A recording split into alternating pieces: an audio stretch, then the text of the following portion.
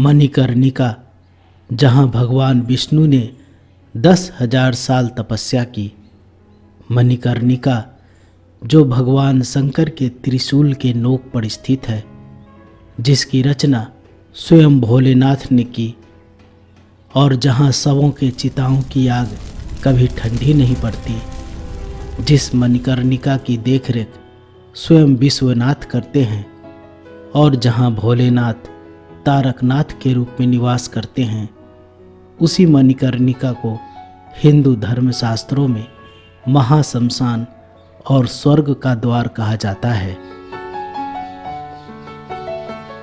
काशी का मणिकर्णिका घाट पौराणिक और धार्मिक दृष्टिकोण से काफ़ी महत्वपूर्ण है। घाट के किनारे स्थित गंगा की रेत और मिट्टी के नीचे अथाह मणिकर्णिका जलकुंड पौराणिक और धार्मिक दृष्टिकोण से काफ़ी महत्वपूर्ण माने जाते हैं।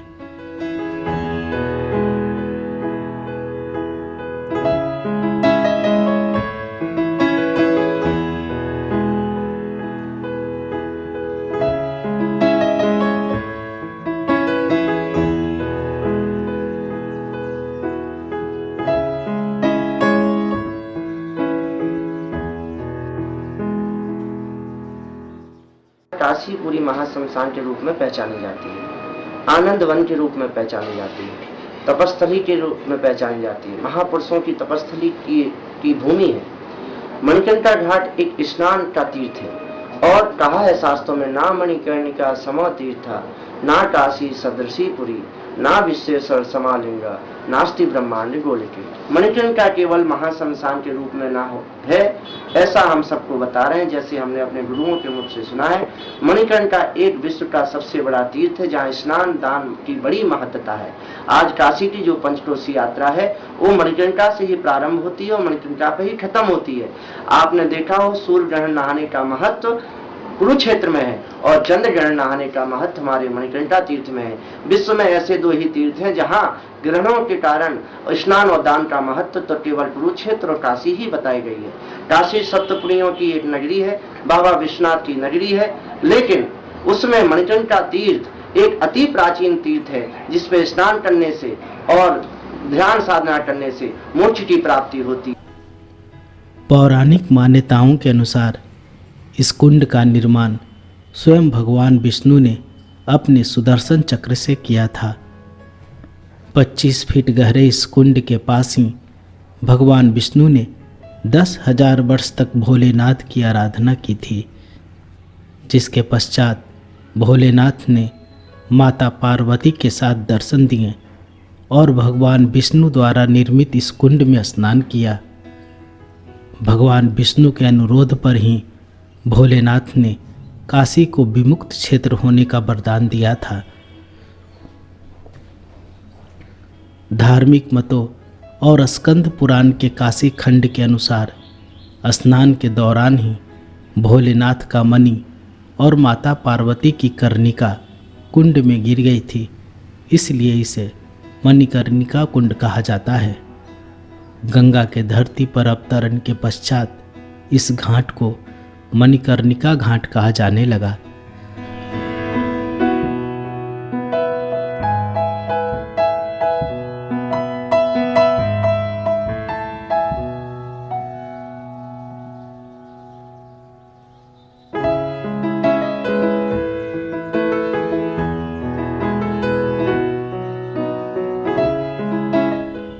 पौराणिक मान्यताओं के अनुसार मणिकर्णिका में ही स्वयं भोलेनाथ ने माता सती के पार्थिव शरीर का अंतिम संस्कार किया था।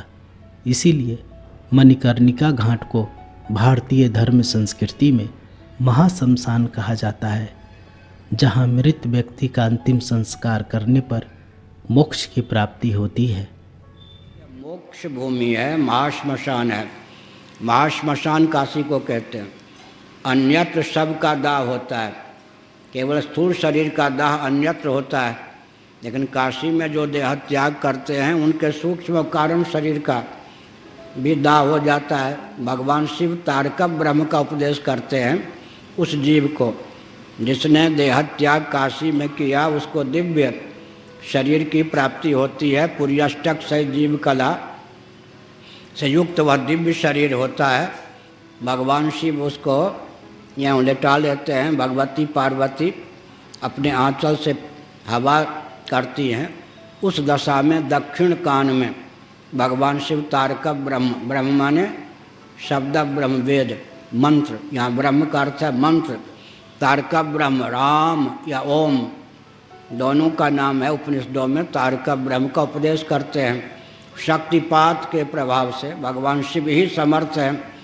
वही जब उपदेश करते हैं तो उपदेश राम मंत्र का अर्थ तत्काल उस जीव के हृदय में अभिव्यक्त हो जाता है।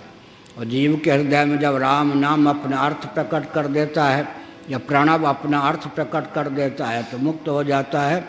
इसीलिए यहाँ पर मरण से मोक्ष होता है।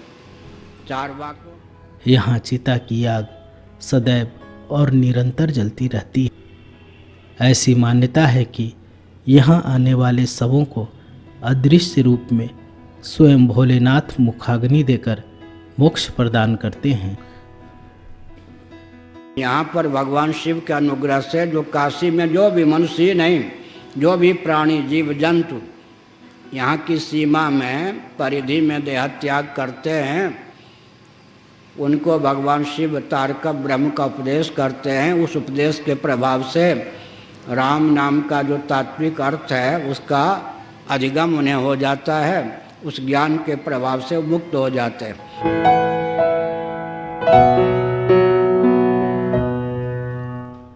जीवन के यथार्थ को परिलक्षित करता मणिकर्णिका घाट एक शमशान होने के बावजूद काशी का प्रमुख पर्यटन स्थल है। आत्मा का परमात्मा में विलीन होने का विहंगम दृश्य हर किसी को रोमांचित करती है।